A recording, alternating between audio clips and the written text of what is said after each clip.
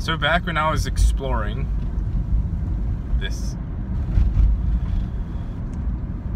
I don't have any other way of describing it other than it was like a mental exploration of theoretical possibilities of how consciousness might manifest. And it was back when I was contemplating this whole idea of energy storage, which is kind of what we're doing with money.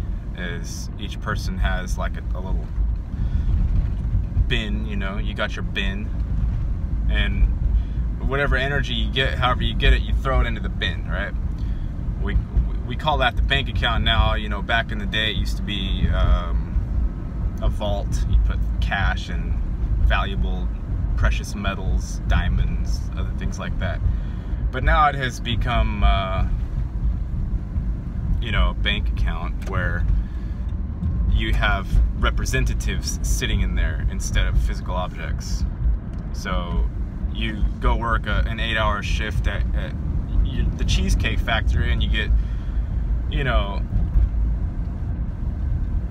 $80 for your shift on minimum wage, and you get $50 in tips, so you have $130 worth of representatives that you throw into your bank account.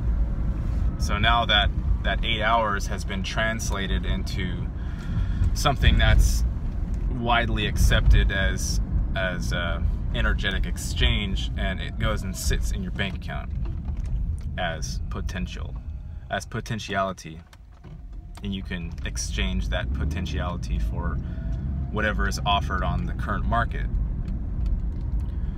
Now, when I was contemplating this, I was coming from a place where I didn't have enough stuff sitting in my little bin, and I was not real happy about that. So I was trying to figure out how one might get more of this stuff sitting in their bins. And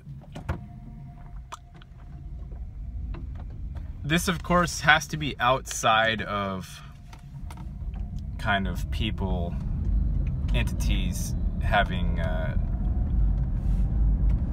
quote-unquote unfair systems like fractional reserve or you know, sort of vampiric banking systems, things that are based on trickery, fraud, deception, all this other thing that we have going on in our current system, which may not be at the level that it was at before, but it still has been practiced. It's been widely practiced for our remembered history, for our recorded history. And I was thinking about how one might game the system, and not so I could go game the system, but I was trying to feel into what other people might have been doing, or how this could possibly happen, to where you have certain individuals with, not only do they have a bucket full of energy, but they've got like an ocean full of energy, and at the detriment to many other individuals that could be having little pieces of that ocean, but the ocean has been locked off from them by this one person who doesn't even do anything with it. He just sits on it and feels powerful. And so what I came up with was, and I don't know exactly how to explain this, but it has to do with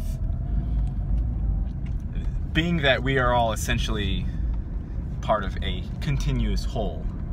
It's all the same thing. There's not any, everything is connected. So if there's horror somewhere, okay, it's affecting you on some level. I'm not saying it's directly making you feel horrified, but it's there some way, somehow.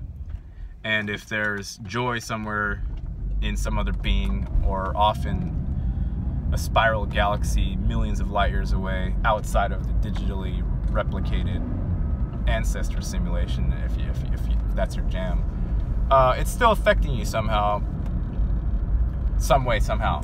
So what I came up with was essentially one of your other selves, or one of my other selves, would basically sacrifice and deal with a whole bunch of pain and suffering in order to set aside a bunch of this energy, and then set it up for a future self to go ahead and sit on that. And the future self would not even necessarily have any memory of the past self having done this. So therefore, future self would also be sort of absolved from any condemnation by the current society. And the problem with this scenario, and Osho has referenced this phenomenon, but the problem with it is that even if you're sacrificing a self, an aspect of the whole, so another aspect can be pinched off, separated from the knowledge of the whole, and in its delusion feel like it's the king of the whole, the universe, and sit on this sort of ill-gotten gains that it prepared up in some other segment, that the pilfered part of it, the ill-gotten part of it, is still sitting out there somewhere, and the price of the self that has twisted off a bit, of the reality fabric and isolated himself into believing that his pot of energy is just massive and he's has unlimited power. He hasn't really cut himself off from that self-sacrifice that he did wherever else he did it, or she. If they sat there and manually plucked out bits of energy and stored them up, and then put them in a time-space area that was known and accessible only to a future self that they set up for, and they set up that they were going to go port their consciousness into this future self, along with forgetting that they had set it up in the first place, it's not necessarily a clean trick in that manner, because being that everything is connected, that pain of the sacrifice is still being paid for in some way, somehow. And this just goes back to the manipulation system and how overall it's not necessarily beneficial to the whole. It's more beneficial to the individuated piece wanting to feel personhood and the idea of individual power and all this stuff. But like what Osho was saying was, and he's this guru guy that is self-proclaimed that he's been enlightened, and there are of course outward external signals that he was something other than ordinary, because he attracted thousands of people and he attracted all this money, and he didn't do a whole lot. He just sat there on his butt and pontificated about this and that and the other thing, and made fun of saints, and he acquired 300 Rolls Royces, and he did the thing over in Oregon and all this other stuff. He attracted all these things. So he actually is an instance of what I was talking about, possibly, not necessarily. Maybe enlightenment is what it is, and you get natural benefits from it, but he very well could have been an instance of the thing I'm talking about while sitting under self-delusion himself. But outside of that possibility, what he was saying is that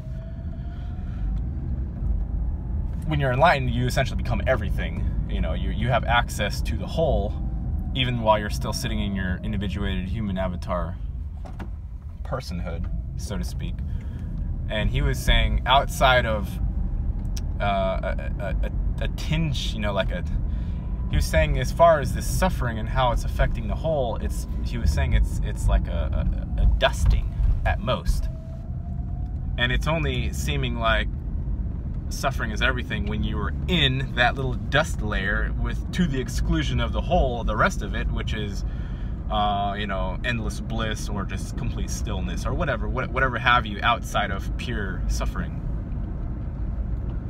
So that's a bit of an excuse possibly for playing this game of we're going to use one aspect of self and save up a bunch of energy, and which is very painful and arduous, and so on. Like the example of, there are priceless gems in a certain aspect of the realm, and it takes 1 year to acquire each gem.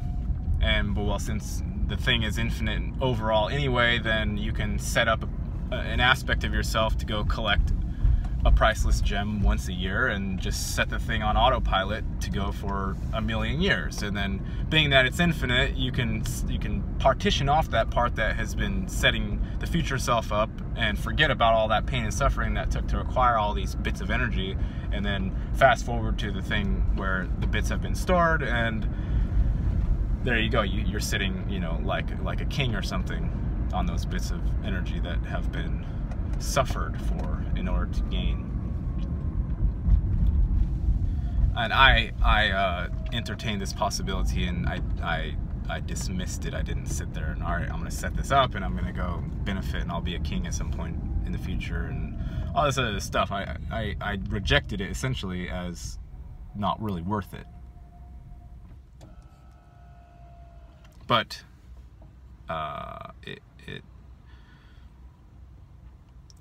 I think it carries some credibility as far as what a bit of what has happened in this realm with all of the overt suffering and mass delusion and mass sleeping populace and hypnosis and all this stuff. So yeah, that's that. Food for thought. There's the ocean through my dirty window. I need to replace my windshield washer fluid because it is gone.